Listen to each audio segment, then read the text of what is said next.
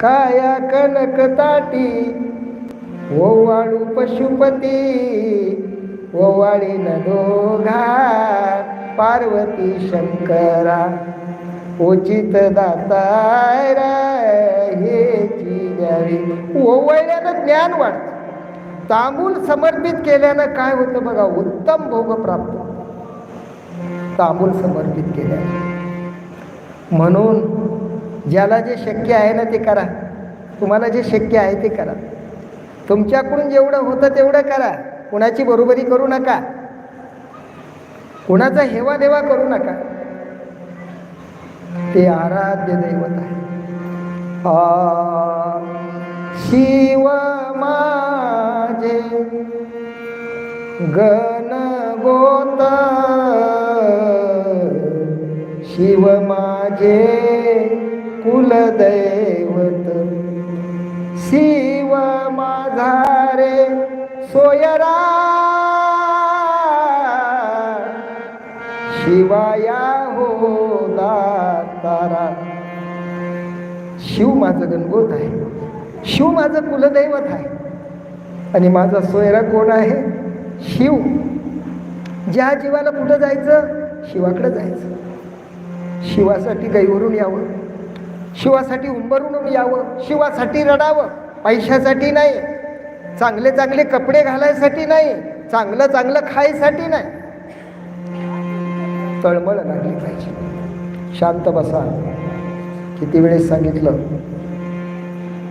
आणि एवढ्यामध्ये बघा अशा प्रकारचं पूजन करावं. स्मरण भजन पूजन संताचे सदा कीर्तनाची प्रेम गोडी नाही जाऊ देणे अन्य ठाई चित्त धन्य गोतवित झाला देव. मागे पुढे उभा राहे सांभाळीत आलिया गादनी वाडिया होनिया वेडा भोवता भोवता करीन सांगता काज त्याची. माणसाला मानस पूजेची आवड निर्माण झाली पाहिजे. आवड जर असेल ना तर सवड होती. आवड जर नसली तर मग सवड होत नाही. काहीतरी बहाणा लावल्या जातो. मग पाऊसच चालू आहे, रस्ताच बरोबर नाही आहे ना, काहीतरी कारण लागते त्याला आहे ना.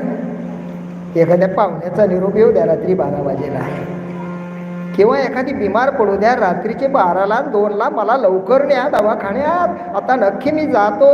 जाऊ द्या ना. मग काय झालं? जातो तर नाही बाबा मला वाचवा. तसं त्या मनाला इकडे वळवायचं. तया ते युक्तीने वळवावे अंतरी स्वरूपा माझारी लीन व्हावी.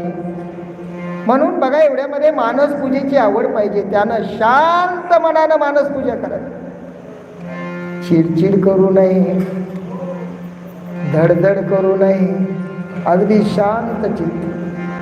घरामध्ये जर सुई पडली ना तर तिचा आवाज येऊ नये, आवाज येऊ नये. पूर्वीच्या माऊल्या जर मालक बैठकीत बसले, पाहुणे जर बैठकीत बसले तर त्या माऊलीनं बांगड्या वाजवायच्या. आमचे महाराज इशारा करते ना, जरा वाढवायचं कीर्तन, घटवायचं. तसं बांगड्या वाजवायच्या. तिला तिचा चुडा वाजवायचा.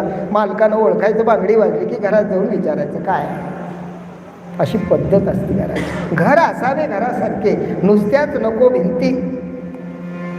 म्हणून एवढ्यामध्ये मानस पूजा करावी. साधक ज्या सेवेसाठी आराधना करतो त्या लोकांमध्ये जातो. अन्य साधनात साध्याशे भिन्न तैसे नशे जाण नामा माझी. अनेक प्रकारच्या साधना आहेत, पण साध्य मात्र एक आहे. साध्य मात्र एक आहे. जागा नाही का तुम्हाला बसायला? बोलू नका, मग बसा, शांत बसा. गणेशाची पूजा केल्यानं काय होतं? पुत्र प्राप्ती होते, संतती चांगली निर्माण होते, इच्छित मनोरथ पूर्ण होतात. संध्याकाळच्याला खायला तुकडा नव्हता आम्हाला, तुकडा